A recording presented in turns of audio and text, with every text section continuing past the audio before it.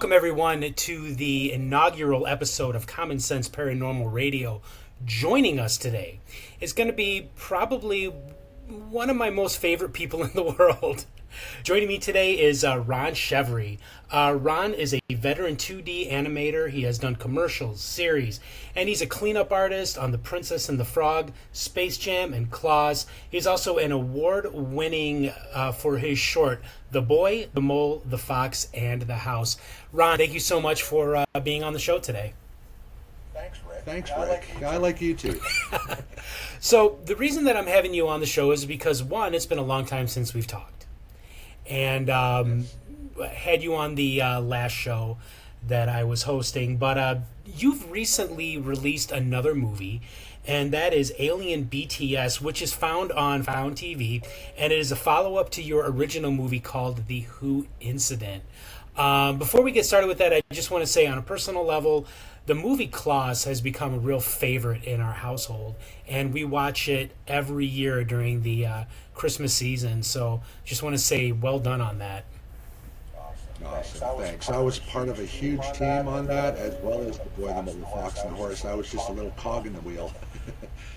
No, it was very good. So let's get into it with first we're going to talk about the Who incident. Now, the Who incident is probably one of the best found footage films that I've ever seen concerning aliens, and I watch a lot of found footage films. So let's talk a little bit about that. What exactly prompted you to make the Who incident, and if you can give our listeners like a quick rundown of what that's about. Right.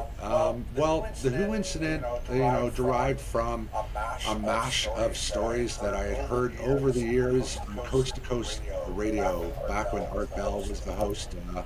He would interview Whitley Strieber, the author of Communion, a lot of fiction prior to that until he had experiences. So he and his wife Anne had did an all call for people to write in with their experiences because they were compiling information towards building the Communion book at the time. Okay. They had such an outpouring of people back, so this would have been in the 80s, back in the 80s, before the internet, before it was cool to be a contactee, if that's such a thing. So they put together this book right here. Okay. It's called The Communion Letters. It's long out of print. If you can find it, grab it. It's amazing. It's a compilation of all the eyewitness stories that Anne Strieber had collected for Whitley to write the Communion book. And I've heard, before I had the book, I had heard two stories talked on Coast to Coast. Whitley Strieber described an experiencer actually waking up in their bed, paralyzed, and having two grays standing at the foot of the bed. And in the center of the grays was a recently departed loved one. Okay. So that's something that always stuck in my mind. What is that? Are they connected to an afterlife? It was such a strange story. That and a specific story about somebody driving and seeing like a 5-foot owl standing on the side of the road in boots. It's one of the reasons we used boots in the movie. It was a total homage to that story. Yeah, when I saw if I could just interrupt you for a second, when I saw the owl, well, at first the way it shows like it's part of the tree, and it looks like there's just boots. On the tree, and then when that owl turns its head and looks right at you, I admit, man, that gave me some chills. Awesome. That was our wonderful, one of our VFX artists. That was Marco Santos that created all that. He actually took a CGI owl model that looked like an owl, and he rigged it up to look like the texture of the tree. It was fabulous. It was just what I was asking for. But going back to that story, an eyewitness saw this on the side of the road, a giant 5-foot owl in boots, literally rubbing their eyes and looking again, and now it was a gray standing in boots. So it's such a strange story. It led me to believe that possibly there was some sort of cover that was being put on, to trick the person into feeling maybe comfortable with something they associated with, as opposed to seeing a gray standing on the side of the Right, road. right. Those two stories always fascinated me. So we kind of mashed them up, created a storyline around those two concepts, and expanded on it, and that's what the Who incident is. Yeah. Like, I have read the Communion book by Whitley Strieber, and it's incredibly believable. I will admit that I am somewhat skeptical of alien abduction stories. Kind of was very, very skeptical until I met an actual abductee, and it was about 95 or 96. Yeah, he was a Korean War vet, and he was abducted right off the battlefield at the tail end of the Korean War. Nice old guy, very believable. I had no reason not to believe him, and that's kind of how I feel about Whitley Strieber's book. And the thing that it's funny that you bring that up, how the aliens, they want to use something that you're familiar with, but nobody is familiar with a 5-foot owl wearing boots. It's like they tried to get it right, but couldn't quite make the cut. Something was lost in transition. Yeah, Right. For sure. Right. And it's not just in Whitley Strieber's experience. People also talk about seeing owls and other kinds of birds in many other abduction experiences. And did you just draw from Whitley's experience, or draw from these other experiences of abductees, or pardon me, experiencers as they like to be called? Right. Well, my only knowledge at the time was Whitley Strieber relating owls to UFO situations. But before the Who incident hit streamers, but after it was in the can and done, the final editing was being done. A dear friend of mine, I got some books to show you. He gifted me this book. Well, it was actually the first book in this series. So this is an author. His name is Mike Clelland. Right? This blew my mind away. The Messengers, Owls' Synchronicities in the UFO Abductees. Okay. Like synchronicities were off the charts when we were creating the Who incident. All the way from writing through filming and even after that. Just spooky. So when I received the other book after that, I voraciously read through it, and I couldn't believe the similarities to the actual events that took place while we were filming the Who incident, including two, I don't know what you want to call them. They look like orbs to me. There's a daytime orb shot and a nighttime orb shot that's actually within the movie that are not special effects. Oh, so that was real. Very strange. I was interested in this. Very real. These two specifically. Okay. There's one during the day by the barn when I come running out of the barn and I see a bird in the sky. I actually thought there were several birds in the sky. Mm-hmm. But they were white orbs along with a turkey vulture. And then there was a shot at night where this orb just blinks on in the distance. I actually made a comment regarding that, and if you watch Alien BTS actually has a bit of Who BTS in it, the Who incident. So BTS stands for behind the scenes. Right. And so we highlight these two shots in Alien BTS and explain maybe what was happening to the best of our knowledge. Something was definitely interested in what we were doing, and I can't say I know what it was. Yeah. You know, you talk about the orbs, and a few years back, maybe about 3 or 4 years ago, during the summer, around this time actually, my son and I, we had a daytime sighting of one of these large metallic orbs in the sky. We were on our way to our local library, and we're in my truck, and of course I'm driving. My son was, he was maybe 11, about 10 or 11 at that time, and we're driving, and my son is the one who actually noticed it. He looks up in the distance and he's like, "Dad, what is that?" And I'm like, I look up and I'm like, is it maybe a bird or a plane? But it's like, no, it's a metallic orb, like hanging in the sky, and it's rotating. And when it rotates, every now and then it lets out this this flash of light. And he takes out his cell phone and he starts recording it. and you watch as this metallic orb sort of disappears, and then you see like this silver streak across the sky, and then it manifests again to the right. You know, I can't even, I wouldn't even begin to know what the distance was on this, and then it just poof, it just goes out of existence. It's no longer there. And my son and I, he's 14 now, we still talk about this thing to this day. This amazing thing that we saw in the sky.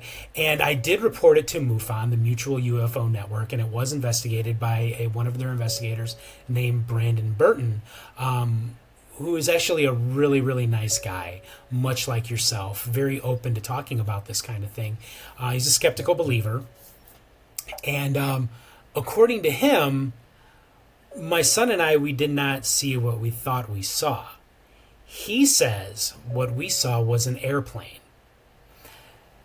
Now, the town that we live in is in the flight path of O'Hare Airport. We live about 35 miles north of Chicago.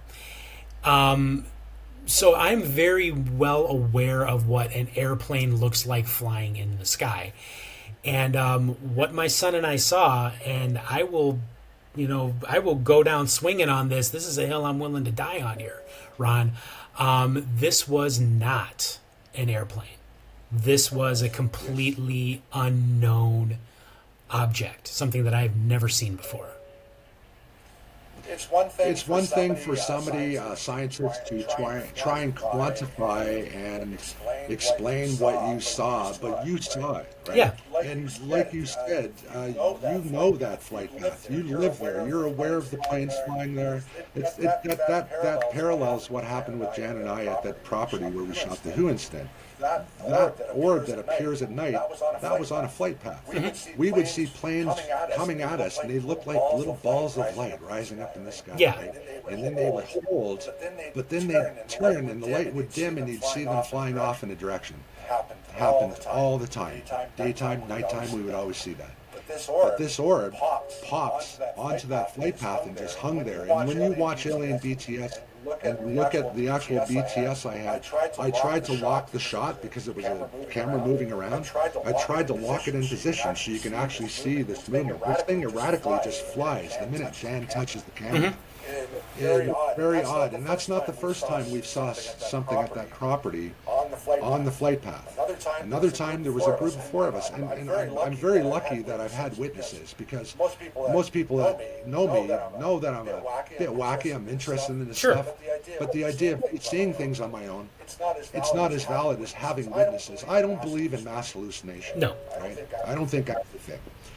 So four witnesses, we saw a TR-3B do the same thing. It was a light that rose up in the same flight path, and it hung there way too long. And I pointed out to everybody, "Hey, everybody, I've been watching that light there. Let's see what's going on here." And as we watched, it slowly started moving on the flight path, right? So most people would be like, "Oh, that's a plane. That's a flight path." But as it got closer, it had three lights. It was the classic triangular three lights. What people in the know call a TR-3B, what we believe is reverse engineered technology that the government has that they haven't told us about. The government is experimenting with things that are 50 years in the past that they don't even let us know about. Like, it's a reality, even though they don't admit this. Sure. They have technologies now that would blow our mind. So who knows what those things are up there? Because there's no governmental agency that's willing to admit if they've got this technology. Right. And see, and that's the thing, is like, I am not a conspiracy theory person. I believe that a lot of these conspiracy theories are something that is wholly made up, oftentimes to discredit people, especially in the political realm.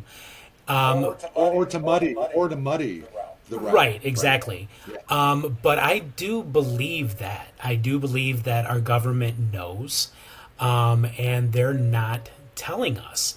And recently, within the last few years, before we move on to BTS, talk a little bit more about that. Let's talk about this conspiracy theory, because it is something that is has been getting a lot of airtime lately. People have been seeing things. Things have been reported. You think about the weird drones that have been flying around, especially on the east coast of North America. People have been seeing mysterious drones flying in the sky. They've been seeing mysterious orbs flying around. Well, what do you think these things are, Ron? Do you think that they are actual alien technology, or, like you said, reverse engineered alien technology that's being piloted by us? Right. Well, if you believe that maybe something has been visiting us for a long time, which I kind of believe, um, those drones, that looked like a staged event to me. So if I ever thought that reverse engineered technology was being displayed publicly in front of us, I think that was an event. I don't know what it was about, and it could have been mixed up with other things because let's face it, people have been seeing orbs and drones and reflective spheres like you've witnessed yourself for a long time, long before the flap that happened. I think people are just more generally wise to maybe what's happening in the sky now. And most people have their faces in their phones and they don't even look up at the sky. There could be something going on up there right now. And people don't observe that, most people. But nowadays, people are starting, they've shown an interest in some of the strange stuff that's going on up there. Who knows what it is? All I know is that with all the reports from eyewitnesses of contacts beyond just witnessing an orb and that, there's something strange going on, and it's been going on for a long time. It's always been a fascination of mine. I might sound strange saying this, but when I was really young, I remember having a reoccurring dream where a ship landed in my local neighborhood, and the strange thing is everybody was running away in terror like a horror movie from this thing that landed, the doors opening, something's coming up. I was drawn to it in this dream. I was drawn to it. These things gave me a message to say, let the world know that it's okay. We're not coming here to eat you. We come in peace. It was a very strange dream as a child. And not necessarily because of that, but as a kid, I was always interested with the phenomena, with anything crypto, with anything strange that's outside of the box of reality as we know it. So, who knows? Who knows what that really is? I may have lost you here, Rick, so I'm just going to keep talking. There's strange connections with Sasquatch, Bigfoot as well, and aliens, ships. There's a lot of theories. People think that possibly they're interdimensional, ultra-dimensional beings as well. It's a strange new time for thinking about new concepts, and anything's open these days. I will, however, kill some more time by just mentioning that I did happen to stumble across this other book. I couldn't believe it. I had to buy it. This is called, what is this called? The Owls Have Come to Take Us Away. So this is available on Amazon. It's a fictional book. It's written for young adults, and it deals completely with the owl UFO phenomena. It's even got a glossary inside for big words like Men in Black, explaining what Men in Black are, explaining, what a lot of the different technical terms are regarding aliens and the phenomena. It's a great book.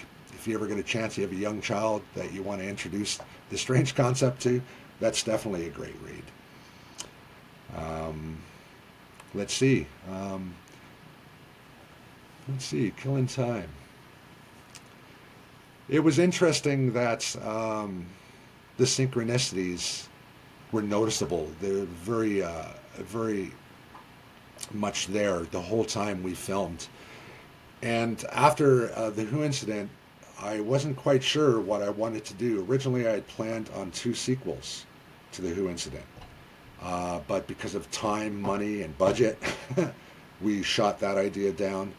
And instead, it was, as I say in Alien BTS, it was literally like an idea was downloaded into my head. I couldn't believe it. This was around the time of the congressional hearings the first congressional hearings regarding UAPs and UFOs, there was some crazy stuff that was spoken by some legitimate people in their fields, talking about the idea that they already know that there's ultra dimensionals that can travel here, and they have been, and it's a spooky concept, and that's something that we cover in the Who incident as well. It's a very odd story. Ron, you still Um, there? who knows what's really going Hey, on? Ron. Yeah. Yeah, Hey, I don't know what happened. There was some kind of weird technical difficulty and wouldn't let me get back in.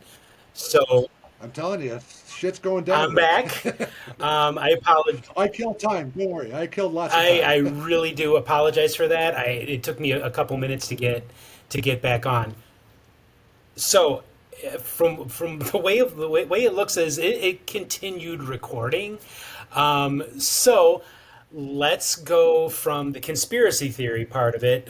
Talk a little bit more. There have been a lot of recent actual sightings of aliens that go beyond just like seeing orbs in the sky or reverse engineered. And one of the ones that I'm thinking about is the Miami Mall sighting. Now, Crazy. I've watched the video of this. There is something definitely there, um, but I don't know what it is. Maybe you could tell our listeners a little bit about that. Right. That blew my mind too. Right.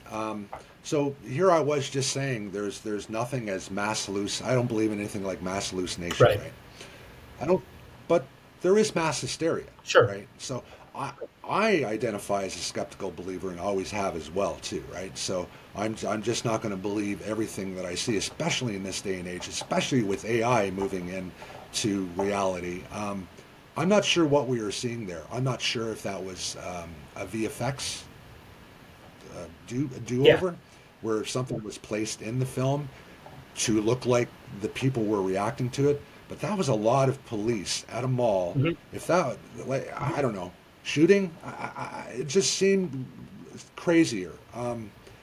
It's hard in this day and age, though, because there's so many charlatans. You don't know who to Right. believe. But that was definitely very odd. That one, and specifically the situation that happened in L.A. before that Hmm. one. Sorry, not L.A., Las Las Vegas. Vegas, Yes. where those kids were in the backyard. They called 911 because they saw this giant being walking around. Now I've watched that footage as Hmm. well. That one's almost a little bit more believable in the sense that the evidence they provided would have been harder to manipulate, to fake.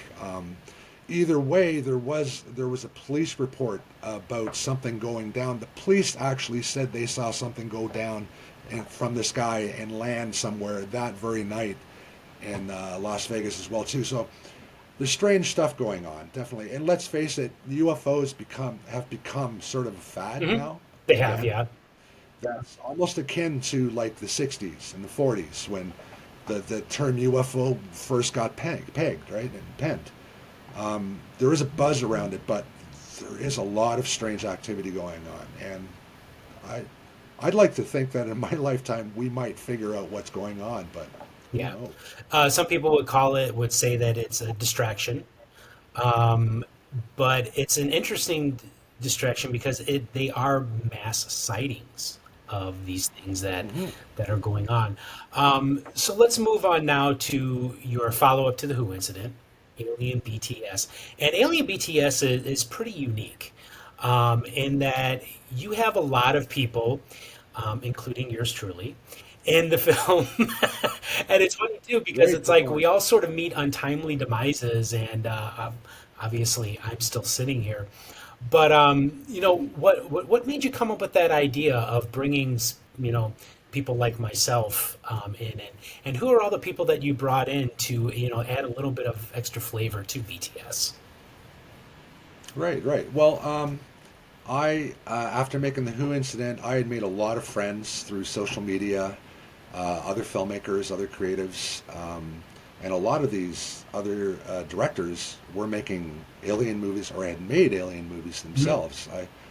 I liked that synchronicity, and they were always major supporters of myself and the projects. And so I wanted to pull everybody in who was involved in creating these alien stories. They are stories. They're fictional. Hmm. But stories come from somewhere.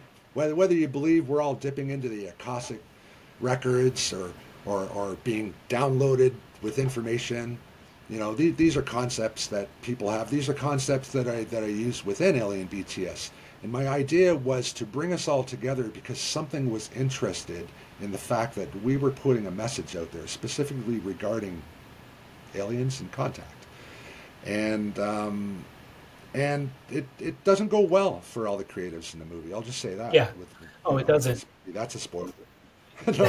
No, for multiple different reasons, different ways of unaliving themselves, and the whole idea. I swear, it just came to me so fast that I didn't even write a script for this one. I did it in a storyboard like way, sort of what we would do with animation, where I literally got a moving box and I pasted post-it notes up with the key ideas, and I could move them around to make sure I had the flow properly. And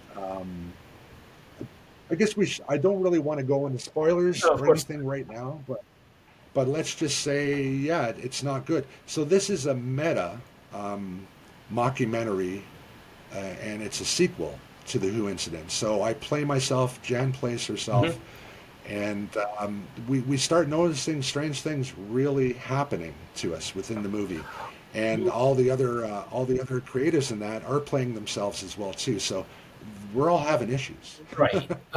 Now, one of the interesting things about you, and you sent me it in the notes, that you did seem to attract some attention from black helicopters. That's right. Yeah. That's right. So while we were filming, we had one show up, and here at the new location, after Alien BTS, just as it was premiering on Found TV, I had a daily drive over by a black unmarked helicopter. Very strange, very odd. Um, could just be a tourist, but an unmarked black helicopter, that is a very odd thing to experience in your local area if you ever have. It's very Yeah. ominous.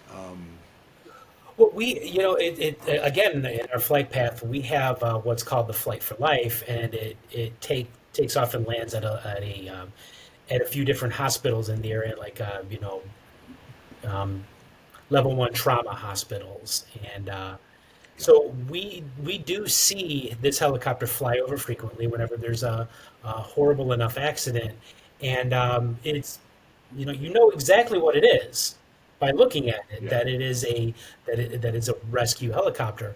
But with these black helicopters, there's no markings on them. I've never actually seen yeah. one, but I do know people who are they're very believable people. I believe what they say, that they've seen these black helicopters flying overhead. I've had an experience with black helicopters in the past as well too. With I haven't really talked about this story much. This goes way back Okay. when I lived in a place called Oakville, Ontario, down by the lake, Hmm. down by Lake Ontario. I was living in an apartment at the time. I was probably up on the 12th floor. Let's just say 13. Yeah. And that's a lucky number for me. And we had a balcony. I'd spent a lot of time listening to my radio, listening to coast on that very balcony. And my view was north towards the airport, Toronto Airport, Toronto International. And this one specific time, back in those days, I had what was it? I had one of those mini cassette uh, Hmm. recorders, right? Long before DVD was even a reality, or digital recorders. So I had this. I had bought it for my daughter at the time. We captured memories of the birth and her being a baby. So I always had this thing lying around. Well, I experienced something really strange one night. Same deal. Like, so if you know the flight path, if in your area you're aware of those headlights coming at you and turning, they're really bright, really spooky, Right. right? I saw this thing one time that looked like a plane coming from Toronto, but it wasn't a plane. And as it got closer to me, it looked like an organic seed pod flying in the sky. Wow. Okay.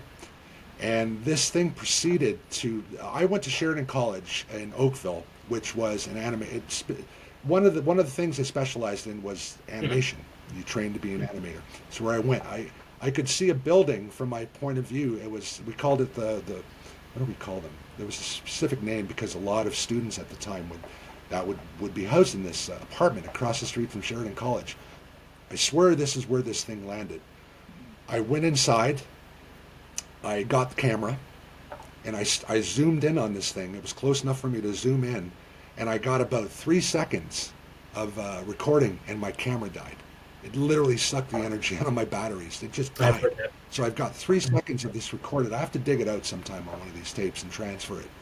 This thing was sitting on top of the roof of this apartment building in a hot summer night, right? Mhm. So it had an exhaust coming off of it that all I could say, the only thing I could compare it to is like a plasma that we don't even know exists, Mhm. right? This. So what it would look like is if they had a heating unit going off on the building in the wintertime with smoke kind of billowing off. Well, this stuff was coming off this ship.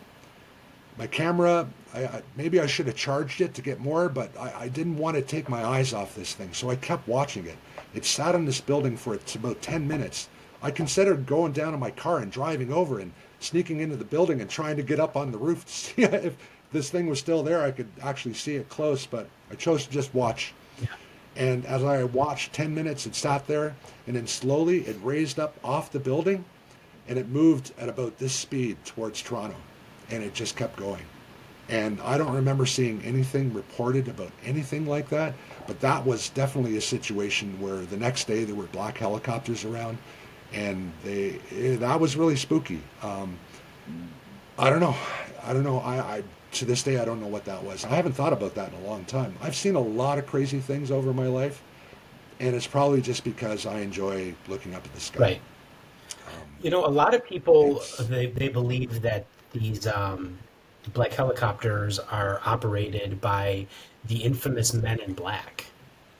And in your movie Alien BTS, my son actually plays the voice of an MIB. Which is That's right. really Theo did cool. great. I adjusted it a bit to make him sound like an MIB, but Theo did a great job. He did. He came to your He's a door. natural in many things. Yeah, Um, it doesn't fall far from the tree, does yeah, it? thank you. Thank you very much, actually. But with the Men in Black, they actually make quite a few appearances in Alien BTS. And Men in Black, a lot of people would say that they don't exist or that they work for the government or they're aliens themselves. What does Ron Chevarie say Men in Black are? Mm.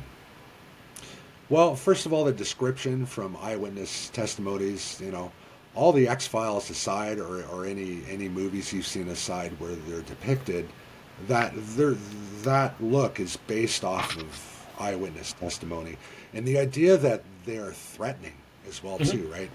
Across the board, anybody that's experienced this, they are threatening Oh your yeah, life. I've read They are threatening your life. experiences. So you shut that heck up, or they're going to do some nasty things to you, your family, whatever's precious to you, right? Like it's a huge threat.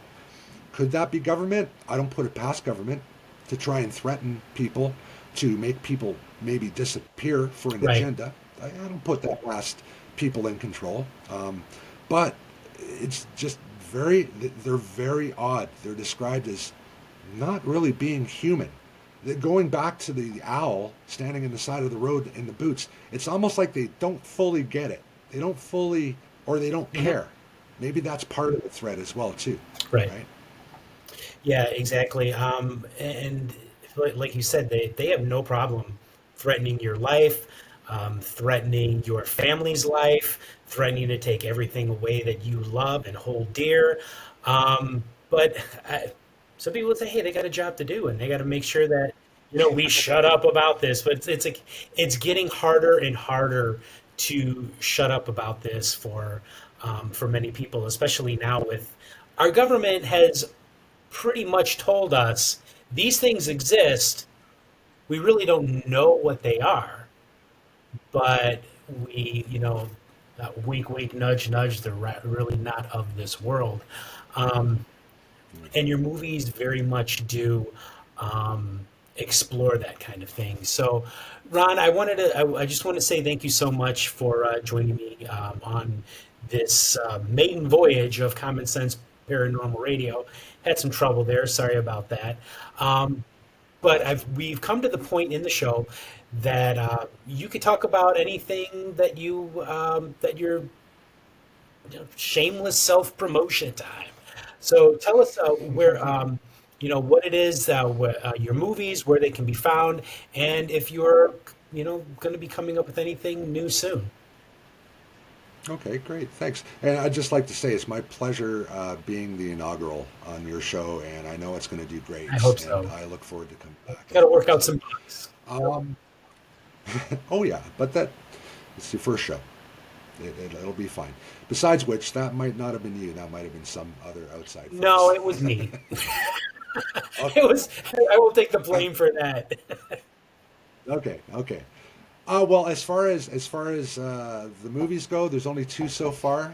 There's another one planned, but if you want to watch The Who Incident is on Tubi. It's on Amazon, U.S. and U.K.